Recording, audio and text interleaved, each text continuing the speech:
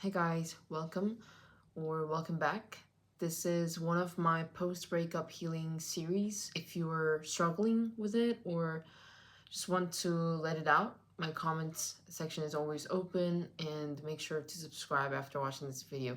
Today I'm going to talk about living in a society that rewards emotional unavailability. Our society right now rewards the emotionally unavailable, the mysterious, the cold, and the ones who don't chase. It seems like it's on the winning side to be the one that is keeping the silence, ghosting, withholding, making the other person anxious, and seem to make them seem more like as if they're obsessed. And in this dynamic, I figured that affection becomes the currency of power in a relationship, where the less you show the affection, then you become the cool one and the one to love less while receiving more.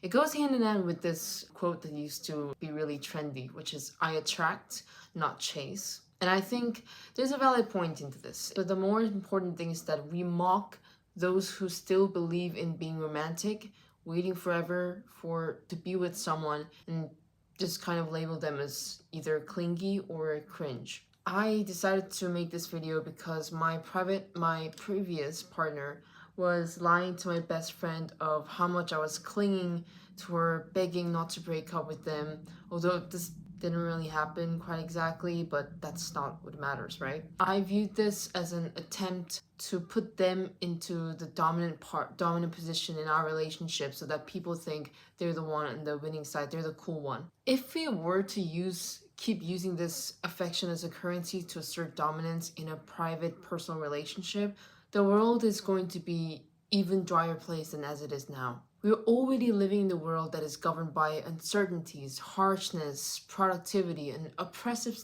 system that thrives on our tendency to individualize pain.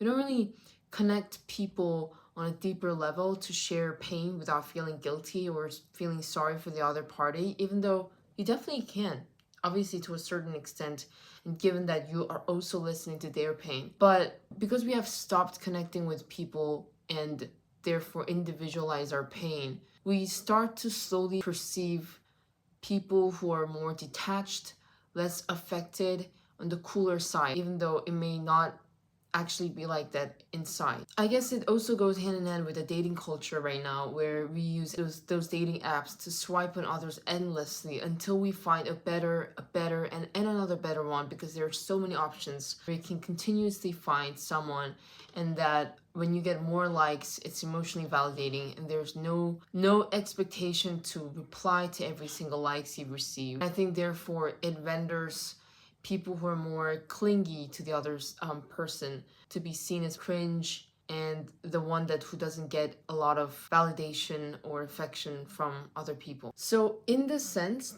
people that are willing to put unconditional love even in this world that we're living in, or the dating market, isn't weakness, but it's actually a protest or a rebellion that goes against the current rigged system of the world. So having explained that first part, I will move on to my second part. The fact that you got betrayed means you once trusted. The fact that you got hurt means you loved them and had an expectation.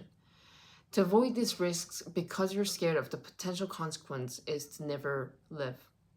When I was in Bali a couple months ago, I had this huge realization. For the longest time, I used to feel like I don't really see the point of living, like when we're gonna die. Like why do we have to actively like live? But then I realized that it was my own defense mechanism, because I actually loved living. I love hanging out with my friends, my family, seeing things abroad. I love traveling, laughing and loving people, being in a relationship, everything. I minimized all these parts that I love so that the sad reality that these also may soon come to an end was neglected and minimized, at least in my own mind. So if you're scared of the end, then you start to hate the process of getting there because you try to minimize the pain of the ending. And I used to think, what's the point of dating when I'm most likely to break up, considering that we're only in our 20s? It sounds cynical and as if like I know I figured out through everything in life, but I was simply just ignoring the life experience that the process can also give, such as learning about another person or myself through that relationship. Because to me, other people always felt like an entirely unique universe in themselves.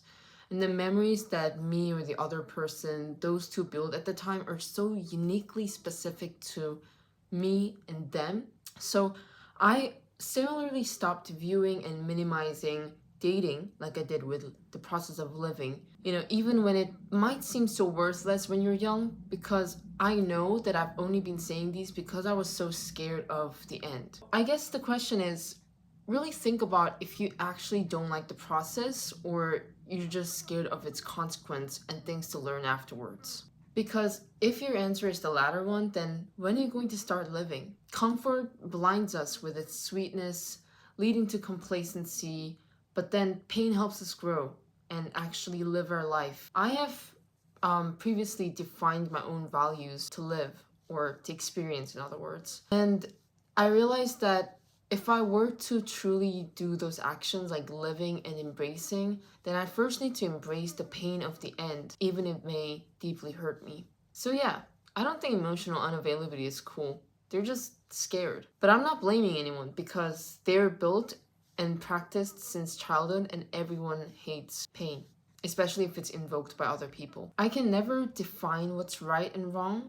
good and bad, because these are value concepts that are highly subjective. I've decided to share my own set of values that I've used to define what is right and wrong to me specifically. I want to experience and live fully without disrupting others' chances to do the same.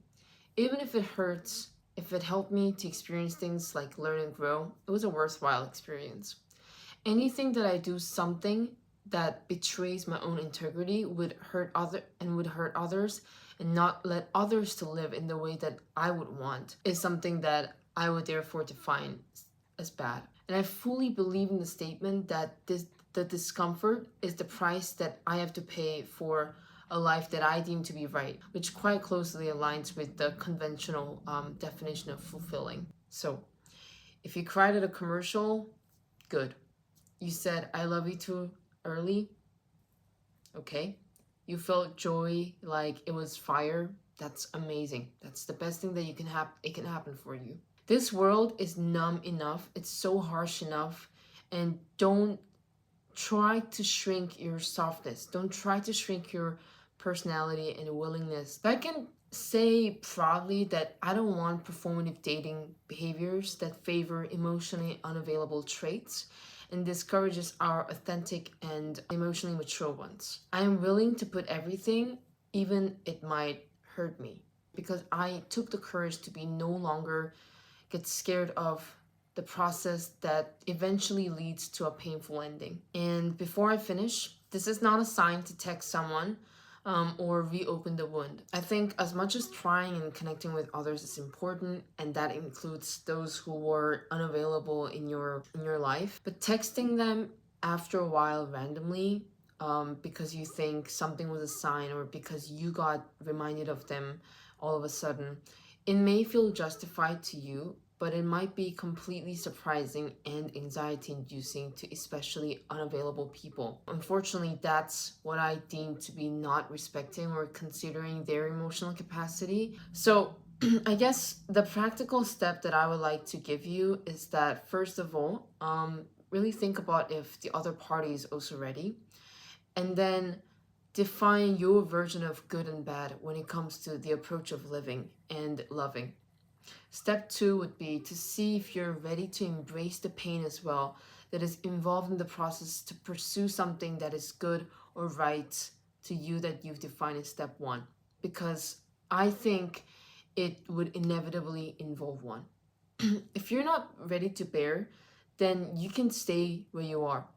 Even if someone blames you, if that's how you define the good approach of life, as long as it doesn't harm any other people, I think that's also a fulfilling life. Just make sure to write it down somewhere so that you don't forget your own set of values.